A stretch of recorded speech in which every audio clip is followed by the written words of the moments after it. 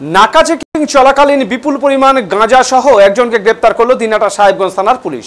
সাহেবগঞ্জ থানার পুলিশ সূত্রে জানা গিয়েছে, শনিবার রাতে খারুভাজ এলাকায় সাহেবগঞ্জ থানার পুলিশ বিশেষ নাকা চেকিং চলাকালীন এক বাইক আরোহীকে আটক করে। তাকে তল্লাশি চালিয়ে তার কাছ থেকে 21 কেজি 500 গ্রাম গাঁজা ও WV63D0223 নম্বরের একটি বাইক উদ্ধার করে পুলিশ। জানা যায়, রাখালমারি এলাকার তাপস রায় নামে এই ব্যক্তি বাইকে করে গাঁজা নিয়ে যাচ্ছিলেন বামনহাটের দিকে। পরে সাহেবগঞ্জ থানার পুলিশ তাকে গ্রেপ্তার করে। তারপর ম্যাজিস্ট্রেটের উপস্থিতিতে সেই উদ্ধারকৃত গাঁজাগুলি বাজেয়াপ্ত করার পাশাপাশি NDPS ধারায় মামলা রুজু করে তদন্ত শুরু করেছে সাহেবগঞ্জ থানার পুলিশ।